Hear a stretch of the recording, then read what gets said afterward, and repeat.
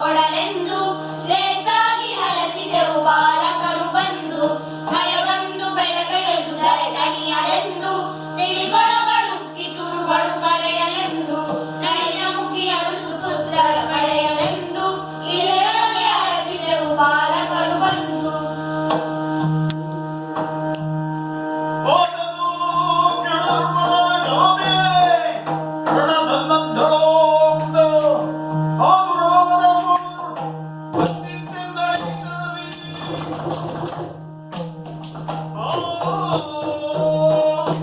ಮನೋವಲ್ಲಭನಿಂದ ಅಪ್ಪಣೆ ಪಡೆದೆ. ಗೋಪಿ ವಲ್ಲಭನನ್ನು ಮನದಲ್ಲೇ ಸ್ಮರಿಸಿದೆ. ತ್ರಿಭುವನದಲ್ಲಡನಾದ ಪಾರ್ಥನ ಸರಿಸಕ್ಕಾಗಿ ನಡೆಯುತ್ತೇನೆ.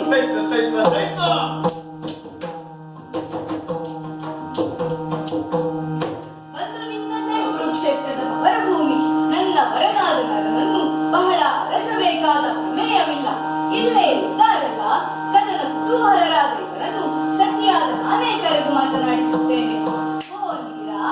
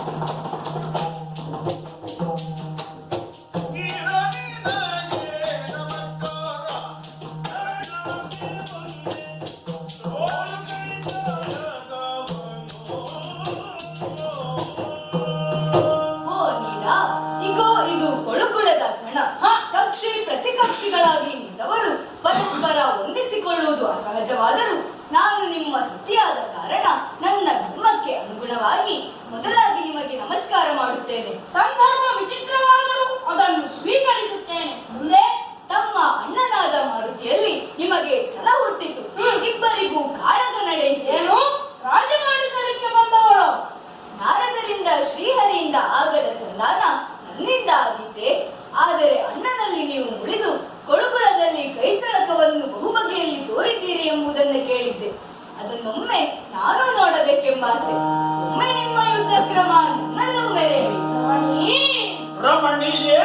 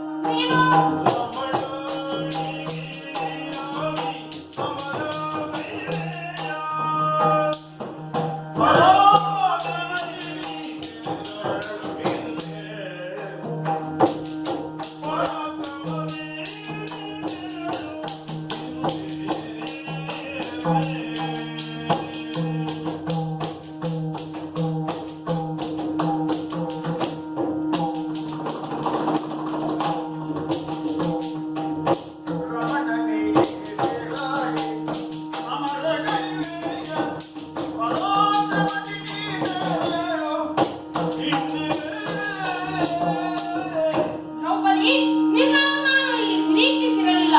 ನಿನ್ನ ಆಗಮನ ಇಲ್ಲಿಗೆ ಅಗತ್ಯವೂ ಇಲ್ಲ.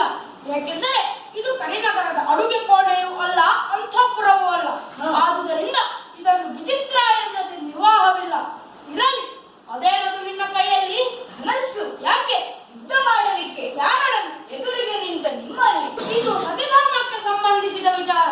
ಲೋಕದಲ್ಲಿ 5 ಮಂದಿ ಪರಮ ಪತಿವ್ರತೆಯರ ಸಾಲಿಗೆ ಸೇರುವವಳು ನೀನು. ಈ ಸತಿಧರ್ಮಕ್ಕೆ ಅಪಚಾರ ಮಾಡಬೇಡ. ಹೇಗೆ ಬಂದಿದ್ದೀಯೋ ಹಾಗೆ ಹಿಂದಕ್ಕೆ ಹೋಗು. ಹೋಗುತ್ತೇನೆ. ಯಾವಾಗ ಗೊತ್ತೇ? ನಾನು ಭೀಮಸೇನರಿಗಾದ ಅಪಮಾನವನ್ನು ತೀರಿಸಲು ಬಂದವಳು. ನೀವು ನಿಮ್ಮ ಅಣ್ಣನ ಪಾದಕ್ಕೆ ಎರಗಿ ಕ್ಷಮೆ ಕೇಳಬೇಕು. ಇಲ್ಲವಾದರೆ ಈ ಪಾಂಚಾಲೆಯ ಬಾಣಘಾತಗಳನ್ನು ಸಹಿಸಿಕೊಳ್ಳಬೇಕು. ದ್ರೌಪದಿ,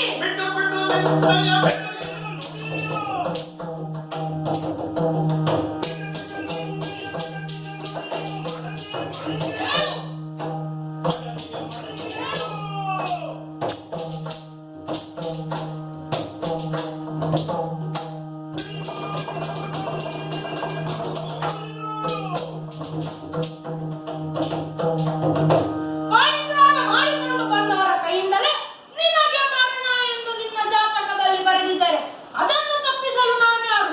ಬೆಳಗಿನ ನುಡಿ ಆಡಿದಂತಲ್ಲ, ಹಿಡಿದನು ಬಿಡು ಬಾಣ. ನಿನ್ನ ಪೌರುಷದ ಅಳತೆ ನಾನು ಮಾಡುತ್ತೇನೆ. ಅಬ್ಬಾ!